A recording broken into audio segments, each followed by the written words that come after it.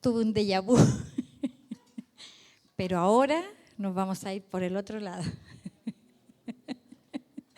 Porque la última vez que nos tocó, cuando nos chocaron, nos tocó de la misma forma que ahora. Pero bueno, la vida del Señor, nuestra vida está en sus manos, ¿cierto? Y nosotros no tenemos que preocuparnos qué nos va a acontecer porque de Él proviene todo. Él sabe cuándo Él va a tocar nuestras vidas, ¿cierto? Y también la confianza está puesta totalmente en el Señor. Así que Dios le bendiga. Vamos a buscar su palabra que se encuentra en Juan capítulo 4, del 1 al 15. ¿La va a poner acá? ¿La va a poner acá? Ya, amén. La vamos a leer en el nombre del Señor.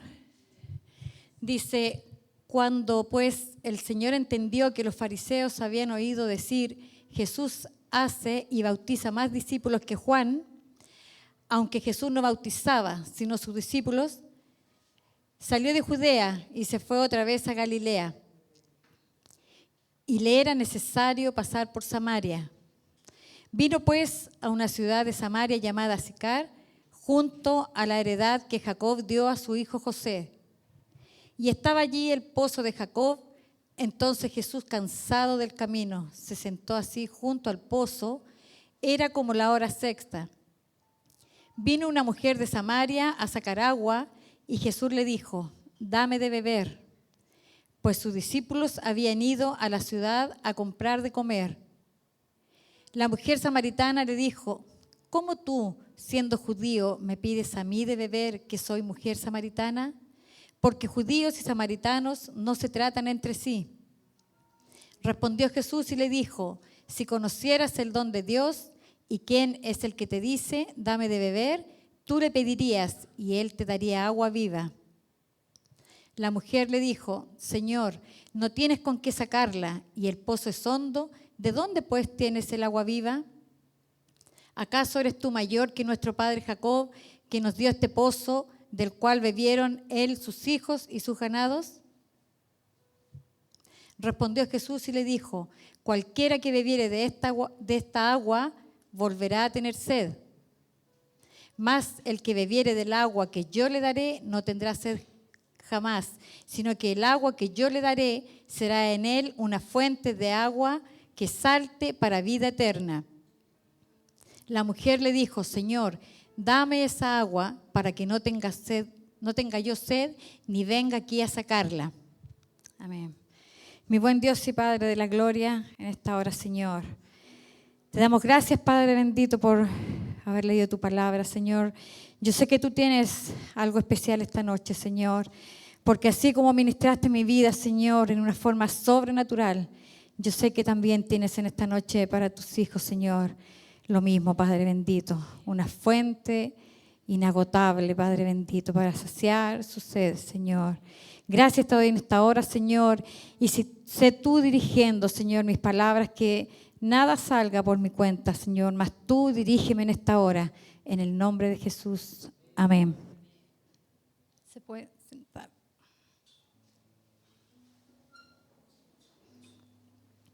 Que el Señor les bendiga. La verdad es que sí, cuando el Señor me entregó esta palabra, me puse muy nerviosa porque yo decía: Señor, es que esta palabra se ha leído tantas veces, se ha explicado de tantas formas, pero el Señor me hacía ver esto, que su palabra es una fuente inagotable. Siempre, siempre Él nos entrega cosas nuevas.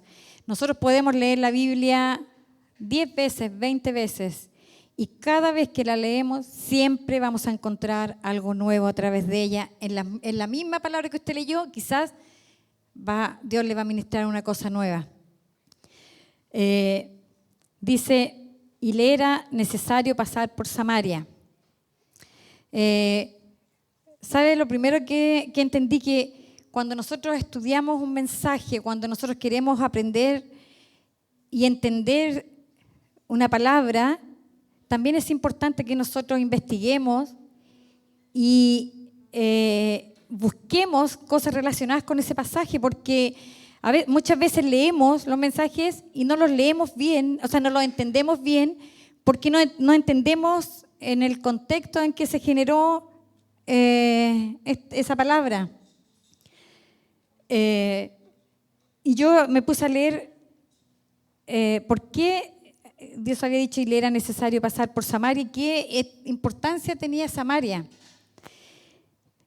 Y decía, mire, la ubicación geográfica de Samaria en los tiempos de Jesús, dice, Israel estaba dividida en 3 regiones: Judea en el sur, Galilea en el norte y Samaria, que ocupaba la zona central en medio de las dos.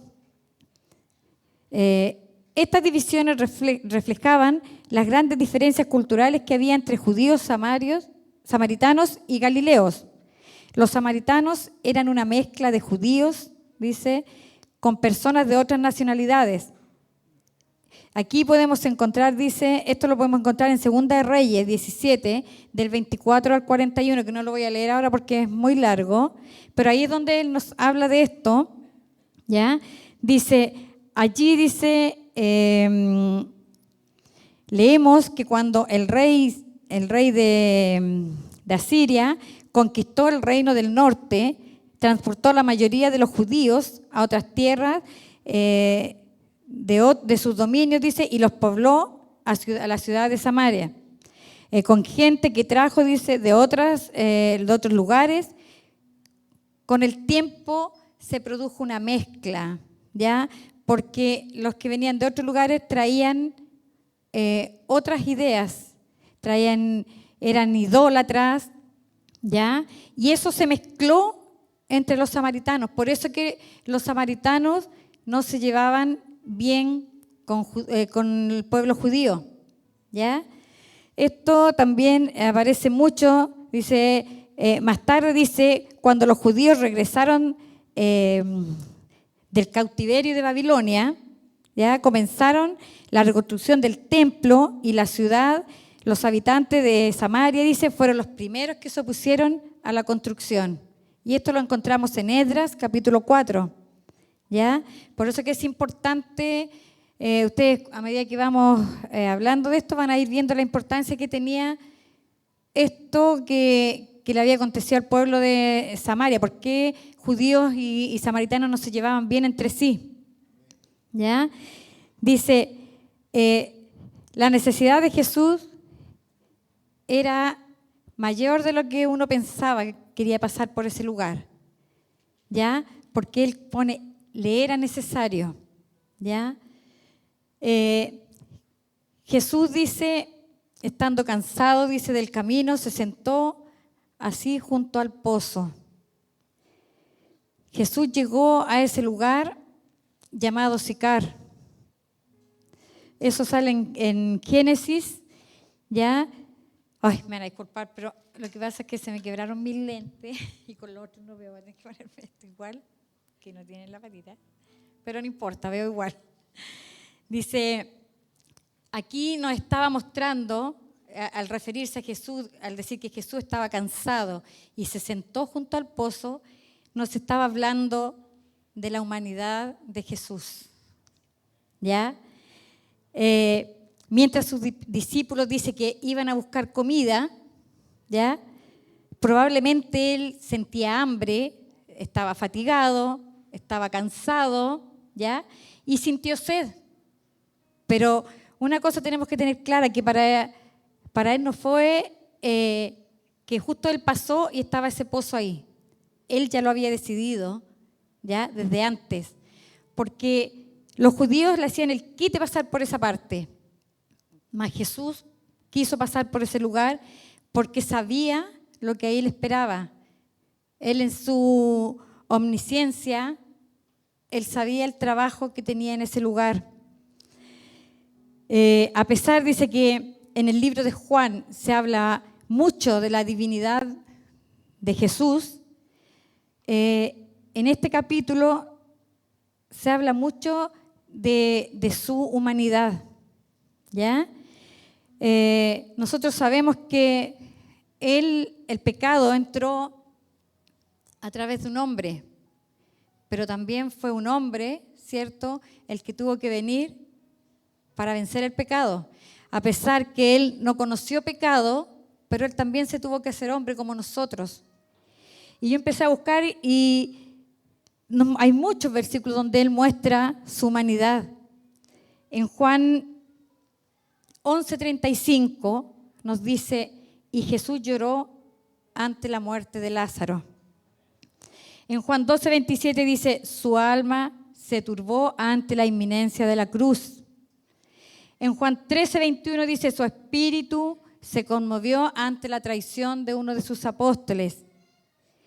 Y en Juan 19:28 nos habla de que él tuvo sed, al igual que aquí. Yo creo que ahí nos deja claramente expuesta su naturaleza también, su parte humana, como nosotros. Nosotros también lloramos, muchas veces hemos estado en aflicción, muchas veces hemos sido turbados, muchas veces hemos tenido miedo, ¿ya? Y aquí lo representa Jesucristo en esta parte. Dice, vino una mujer a sacar agua. ¿Ustedes creen que Jesús no sabía que ahí iba a estar una mujer? Lo curioso de aquí, que yo leía que decía que las mujeres eran las que iban a sacar agua y lo hacían en grupos, nunca lo hacían de a una. Ellas iban con sus cántaros y ella quiso ir sola a buscar esa agua con su cántaro, sin saber que iba a tener ahí este encuentro que cambiaría su vida, ¿cierto? Mire, no fue casualidad que ella llegara sola a ese lugar. Si me pone, pastor, el Salmo 23, el 2 y el 3, por favor. Dice, en lugares de delicados pastos me hará descansar, junto a aguas de reposo me pastoreará. Esa es la tranquilidad, en la soledad, cuando Dios nos habla, cuando Dios se acerca a nosotros. Generalmente, muchas veces es así. Ahí es cuando más escuchamos la voz del Señor, cuando estamos solos. Yo creo que a todos nos ha pasado que cuando estamos afligidos y nos humillamos delante del Señor, nos lo hacemos delante de todos. En nuestro espacio, yo en mi casa tengo mi espacio donde yo aviso nomás, yo estoy ocupada, no quiero que me molesten, y mis hijos saben que no tienen que molestarme. Y ahí es donde yo me presento delante del Señor, le presento, ¿cierto?, todo lo que hay dentro de mí y me humillo delante de Él. Y ahí el Señor es donde me revela, donde el Señor me habla. ¿Ya? Dice, Jesús le dijo, dame de beber. Así es la forma como Jesús se acerca. Él siempre sabe cómo acercarse al que necesita. ¿Ya? Él quizás quiso entablar una conversación con esta mujer y tenía que hacerlo de alguna forma, ¿ya? Y quería hacerlo de una forma quizás sutil, respetuosa, ¿ya? Y así lo hace el Señor. En Apocalipsis 3:20 dice, he aquí yo estoy a la puerta y llamo. Si alguno oye mi voz y abre la puerta, entraré a Él, cenaré con Él y Él conmigo. A pesar de que Él es nuestro dueño, Él nos respeta tanto, Él nos da ese albedrío para que nosotros podamos decidir. Él nos llega y entra. Así es como el Señor se acerca a nosotros. El Señor nunca lo va a tener a la fuerza, ¿cierto? Más adelante dice, ella le responde y dice, ¿cómo tú me pides a mí de beber, que soy mujer samaritana? Ella siempre supo diferenciar su condición ante Él, ¿ya? Ella sabía el asunto que había entre judíos y entre los samaritanos. Entonces le dice, ¿cómo tú ya te acercas a mí? Porque Jesús no hace diferencia de personas. Para Él somos todos iguales. Cuando hay alguien necesitado que se acerca al Señor, Él está ahí. Él nunca le va a echar fuera. Dice que Él no echa fuera un corazón contrito y humillado. Y a pesar de que esta mujer no se había revelado todavía, ni Cristo se le había revelado a ella quién era, tampoco ella le había hecho ver cómo estaba su vida delante de Él, ¿cierto? Dice, si conocieras el don de Dios y quién es el que te dice, dame de beber, aquí Jesús le está hablando ya de otra forma, ya no le está hablando, no le está pidiendo esa agua del pozo, esa agua material, esa agua que sirve para mantener nuestro cuerpo. Él le estaba hablando netamente en lo espiritual, le estaba hablando de este don divino y del deseo de Él, de que ella lo conociera.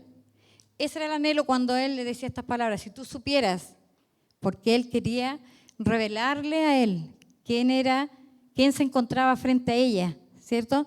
Dice, tú le pedirías y Él te daría agua viva.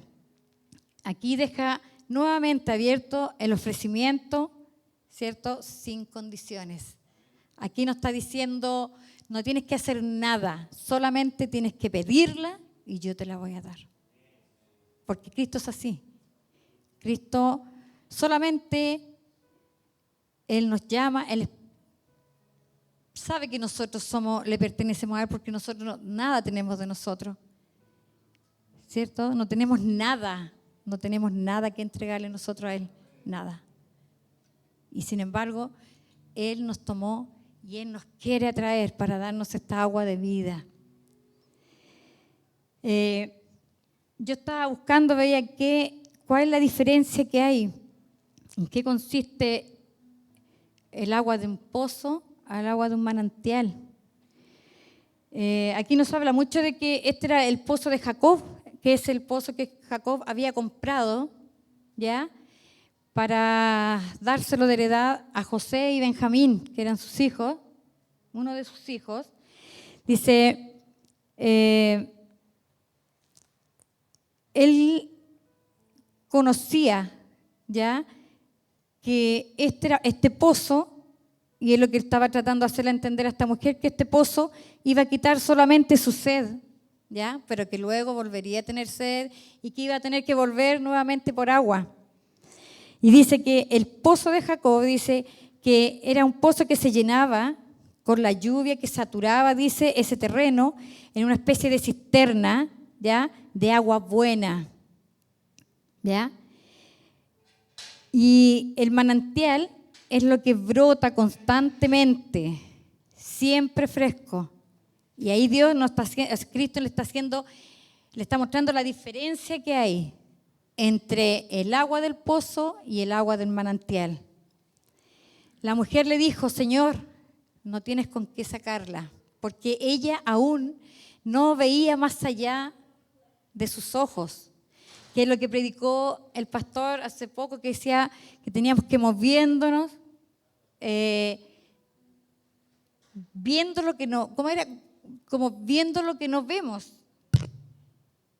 viendo lo que no vemos, mirando lo que no vemos, claro, mirando lo que no se ve.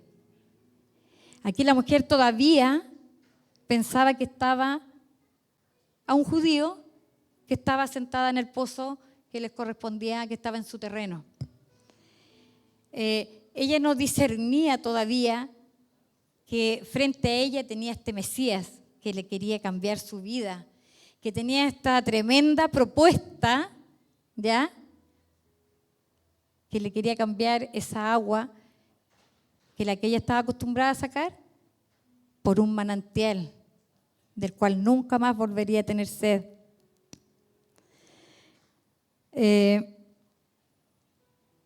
Ellos adoraban mucho a Jacob, ¿ya? Para ellos era su profeta mayor.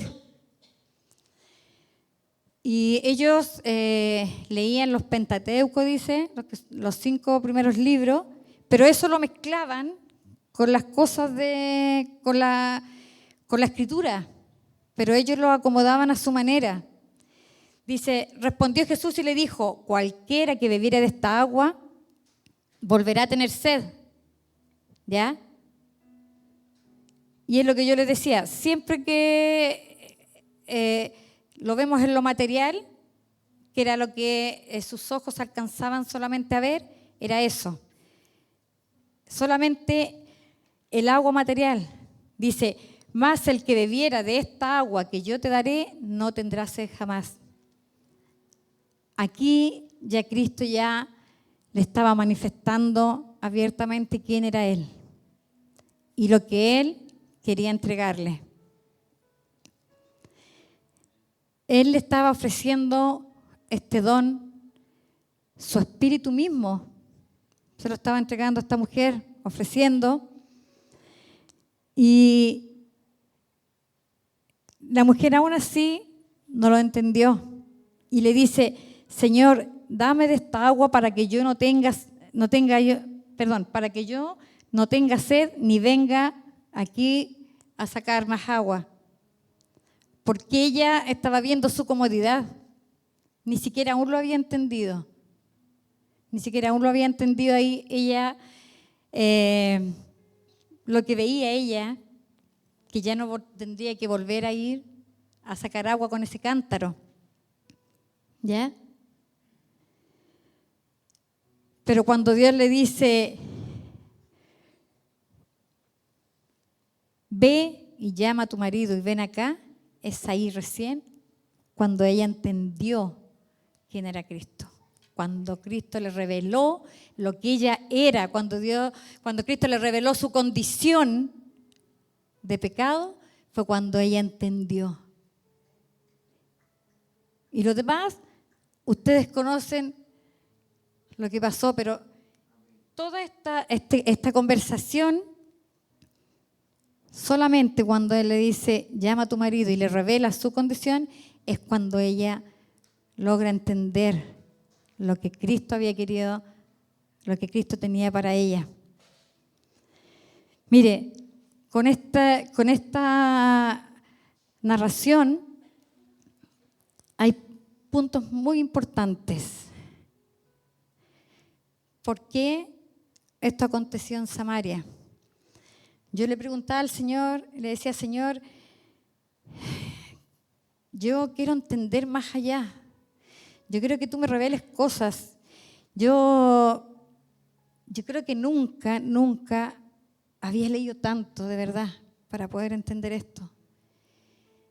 Y estando yo sola en mi comedor, estaba leyendo esto, el Señor me mostró algo tremendo.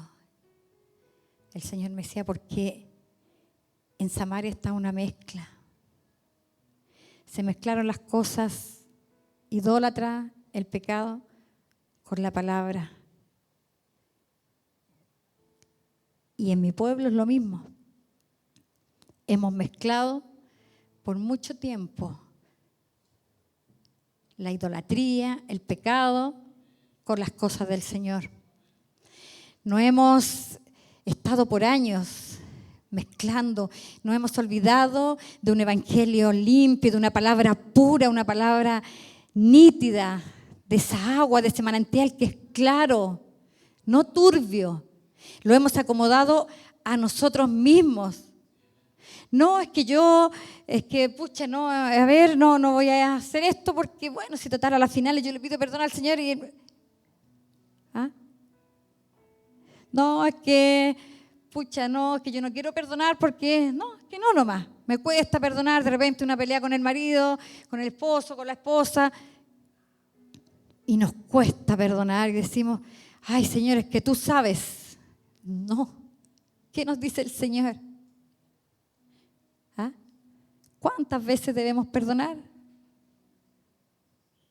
70 veces 7 y aún más. ¿Cuánto hemos transado con nuestros hijos? Y sabe que cuando el Señor me hacía ver esto, yo decía, Señor, Yo creo que aquí en la iglesia y en muchas iglesias no hay quien no haya tenido problema con sus hijos. Y le hemos reclamado al Señor y vivimos, Señor, yo sé que tú vas a hacer el milagro, yo sé que vas a hacer el milagro.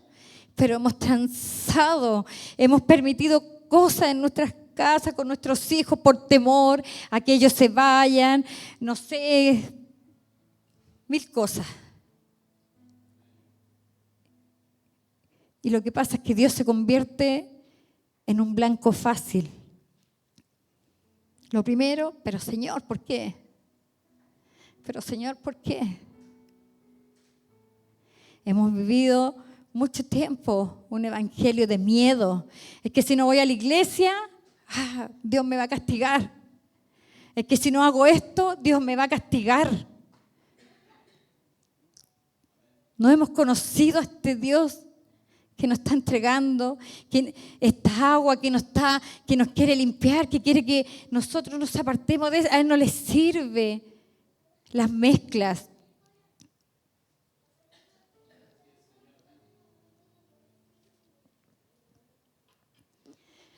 Sabe que creo que hemos hecho tan malas cosas. Mi hermano, yo creo que usted me entienda, yo hablo primeramente por mí. Primeramente por mí. Yo creo que cada cual sabe lo que tiene en su corazón, cada cual sabe lo que ha hecho. Y yo no estoy aquí para señalarlo. Pero creo que nos hemos movido en un evangelio tan liviano, equivocado muchas veces. ¿Sabe que yo creo que si nosotros miramos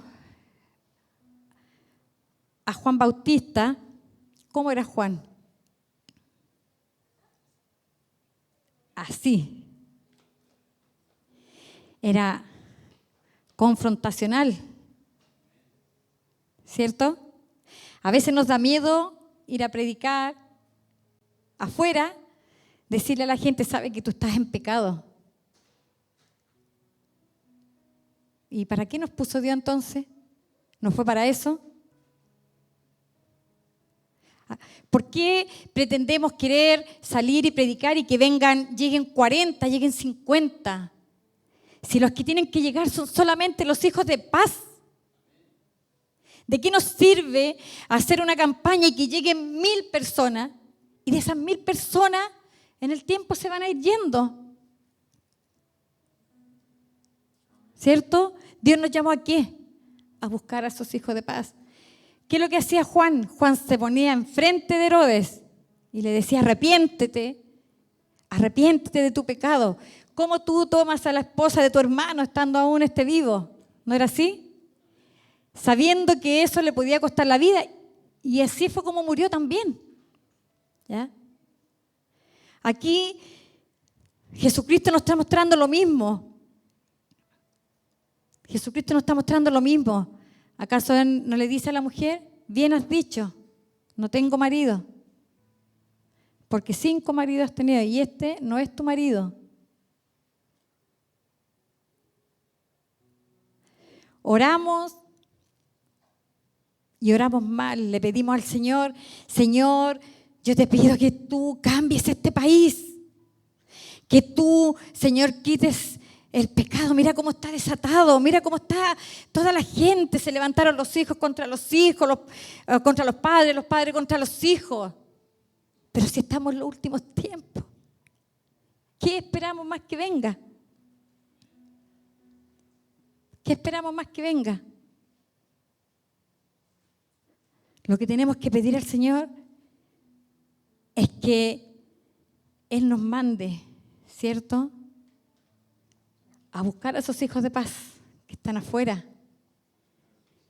Ya no espere, hermano, que este país cambie, que este país mejore, que la delincuencia pare, porque no va a ser así. Si usted lee el Apocalipsis, se puede dar cuenta que las señales ya están dadas, ya no hay nada más. Mire, cuando en el tiempo de Sodoma y Gomorra, el pecado de ese pueblo llegó a la presencia del Señor. Dios destruyó esa nación, esas dos naciones. Esos dos pueblos, no sé la verdad que si eran naciones. En el tiempo de Noé, el pecado y la maldad del hombre sobrepasó también, llegando a la presencia, ¿cierto? ¿Y qué hizo Dios? Destruyó. ¿Y ahora sabe por qué no lo ha hecho? Porque no hay hijos que salgan a buscar a aquellos que tienen que escuchar su palabra todavía. Porque Él es fiel en lo que Él dice. Él no se contradice en su palabra.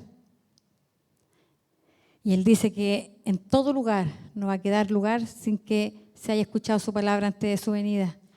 Y nosotros estamos retrasando esa venida.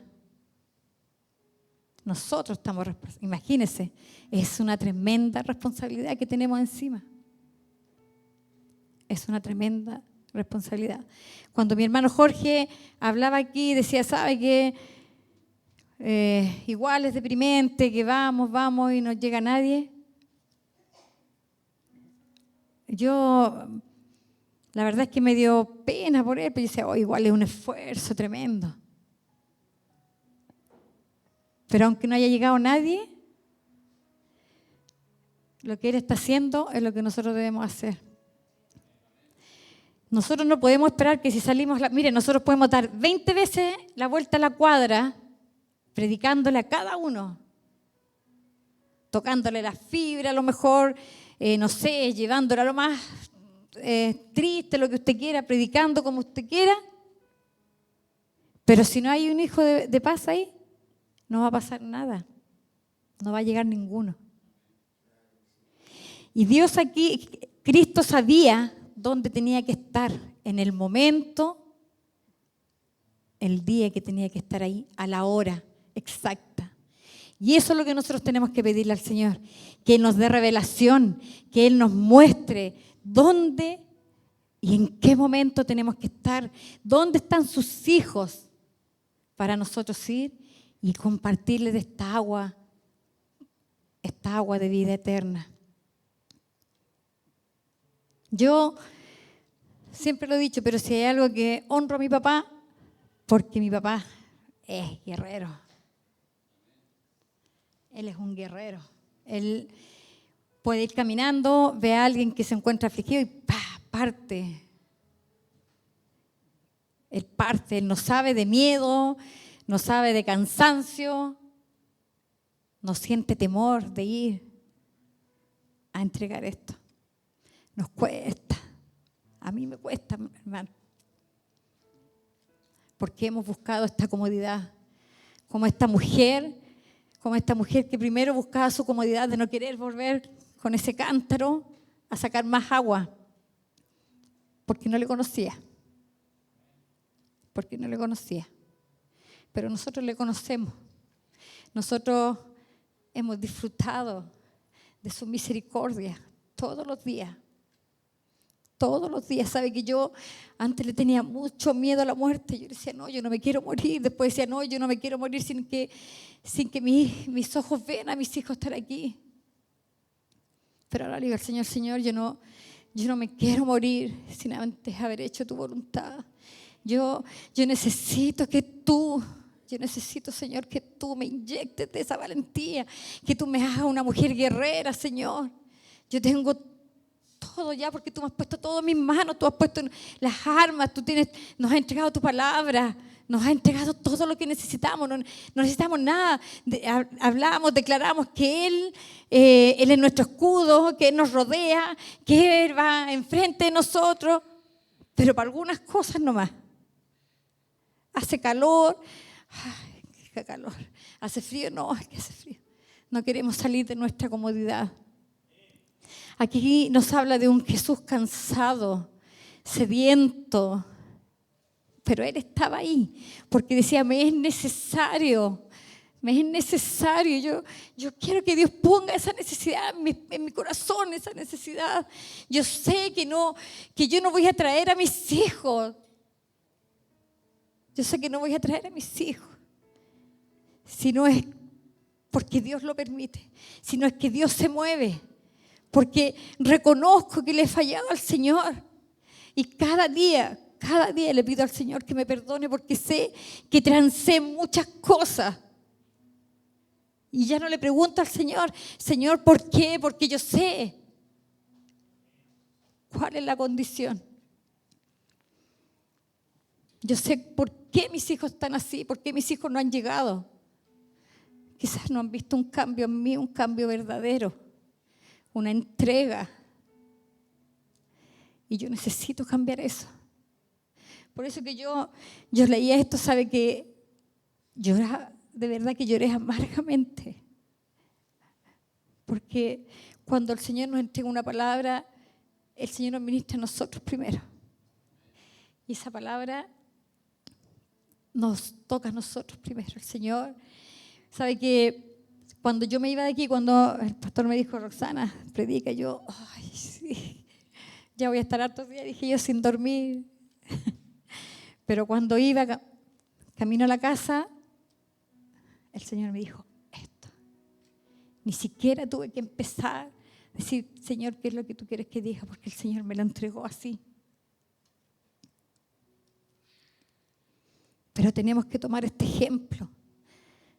Tenemos que tomar el ejemplo de este Padre. El ejemplo de Jesucristo que se negó a sí mismo. Él se hizo hombre por nosotros. Y Él enfrentó todas las cosas como hombre. Él padeció, hambre, frío, cansancio, todo lo que nosotros pasamos. Él fue afligido hasta lo sumo. Y de repente queremos compararnos con Él, ni siquiera como hombre. Como en nuestra parte humana podemos compararnos con Él. Porque así y todo en su parte humana, Él fue mucho más superior a nosotros.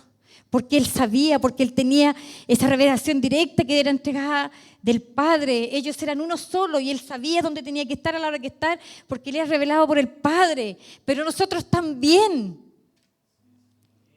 ¿Acaso nosotros no tenemos esa revelación fresca del Padre? ¿Acaso Dios no nos muestra su misericordia? ¿Acaso Él no nos muestra su gloria? ¿Acaso Él cada día no nos revela? ¿O usted anda todos los días y dice, bueno, yo voy a la iglesia, ¿qué? Y si hace algo malo, dice, total, después voy, me humillo, le pido perdón y el Señor me perdona porque el Señor es bueno? Sí nos perdona cuando nos arrepentimos de corazón. Pero una cosa es cierta, que nosotros no hemos hecho nada. Nada. Y ya es cosa de mirar. Mire los campos, dice. Están blancos. Están blancos. Y nosotros aquí esperando. Si la semilla la tenemos. La semilla está ya, está echada la semilla. Solo tenemos que salir a recoger. Ni siquiera eso tenemos que hacer. Ni siquiera sembrar. Solo salir a recoger. Solo salir a recoger. Uno estudia y ve cómo evangelistas andan por lugares donde son terribles, donde son perseguidos, y eso es algo que está pasando ahora. Y esa es otra señal más que usted tiene que indicarle que ya estamos en los últimos tiempos.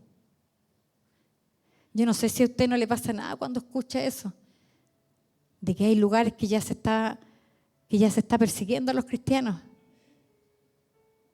Porque yo me estremezco con eso. El Señor nos dice que el que ama su vida la perderá, ¿cierto?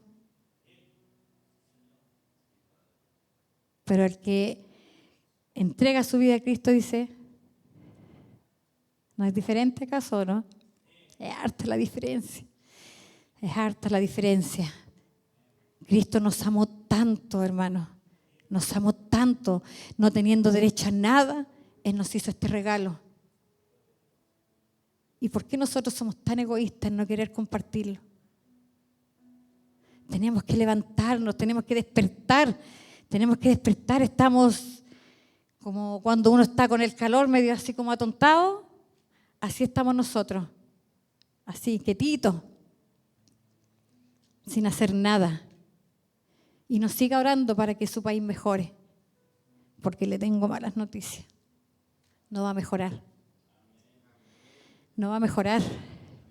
Sabe que Dios ha tardado su venida solamente por amor a aquellos que todavía faltan. Por nuestra negligencia. Se nos olvida agregar esa parte. ¿Ah? Por amor a los que aún no han llegado, pero por nuestra negligencia. Así es. Aquí Jesús estaba sentado, dice, al costado de un pozo. El pozo siempre es de bendición. Se ha hablado mucho de las bendiciones y nosotros no podemos decir que no somos bendecidos. Somos parte de todas las bendiciones. Hemos heredado las bendiciones que Dios nos ha dejado. Muchas bendiciones. Pero las bendiciones también hay que tomarlas. No podemos esperar que las bendiciones lleguen a nuestras manos. Cuando Isaías fue a abrir esos pozos que había heredado de Abraham, estaban tapados. Él abría un pozo y venían los filisteos y lo tapaban. O había conflicto y lo tapaban. Abría otro pozo, lo mismo. Siempre que abría un pozo, fluía agua, o sea, bendición. El diablo siempre, hermanos, va a querer quitarnos la bendición. En las dos áreas, en las económicas, en las materiales y en las espirituales. Siempre va a querer robarnos las bendiciones. Pero tenemos que tomar la palabra de Dios, tenemos que tomarla, creerla, tomarla, ponerla por obra y ser perseverantes. Ser perseverantes en todo. No decaer, no podemos ser cristianos de doble ánimo, que un día estamos bien, otro día estamos mal. Si tenemos a este Dios que nos da todo, que nos da todo, y todo lo que venga, darle gracias al Señor por todo. Este tremendo calor, la gente se queja. Nosotros que estamos en el negocio, la gente llega y dice, ¡oh, qué terrible! ¿A dónde vamos a parar con este calor? Yo digo, pero este es el día que el Señor creó para nosotros, para que le bendigamos. Cuando hace frío, lo mismo. Y aún en los problemas, aún en las dificultades, tenemos que darle gracias a Dios porque Dios siempre tiene un propósito para todo lo que viene a nuestras vidas. Siempre. Dios no es un Dios de casualidades, Dios es un Dios de propósito, hermano. Eso es lo que usted tiene que entenderlo. Un Dios de propósito. Y cuando nos entendemos así, nuestra mentalidad cambia, porque ya la pregunta es diferente. ¿Por qué, Señor? ¿Para qué, Señor? ¿Qué tengo que entender con esto? Mucho tiempo me quejé, mucho tiempo le reclamé al Señor, pero cuando entendí que Dios es un Dios de propósito y que nada pasa a nosotros por casualidad, es cuando nuestra mentalidad cambia de una forma increíble. Porque ahí empezamos a ver, Señor, ¿qué está faltando? ¿Qué es lo que tengo que hacer, Señor? Yo necesito que tú me reveles tu palabra fresca, que tú me digas qué tengo que hacer. ¿Qué tengo que hacer, Señor? Dice en Juan 10, 27, 30, para terminar, me gustaría leer, mi hermano, mi pastor pusiera esa palabra. Mis ovejas oyen mi voz y yo las conozco y me siguen. Y me parece que hasta el 30, y yo les doy vida eterna y no perecerán jamás, ni nadie las arrebatará de mi mano. Mi Padre que me las dio, dice, es mayor que todos y nadie las puede arrebatar de la mano de mi Padre. Yo y el Padre somos. Uno somos. Que el Señor les bendiga. Póngase en pie. No sé, yo no quiero hablar más allá de lo que el Señor me ha entregado.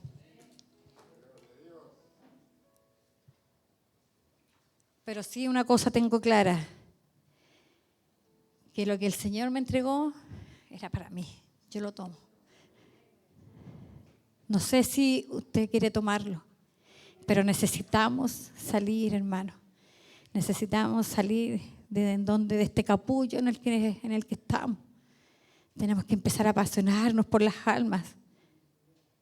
Tenemos que apasionar. Yo sé que mucho tiempo se ha predicado esto, pero aquí Dios nos muestra, Jesucristo nos muestra claramente cómo Él evangelizaba, porque en el fondo Él estaba evangelizando a esta mujer, saliendo de su comodidad para llegar hasta esta mujer. Así tenemos que hacer nosotros también, dejar nuestra comodidad. Mucho tiempo ya hemos tenido bien comoditos en la casa o viniendo aquí a la iglesia. Tenemos que empezar a estudiar también. Cuando nosotros estudiamos, el Señor nos empieza a revelar cosas importantes. Su palabra siempre es importante.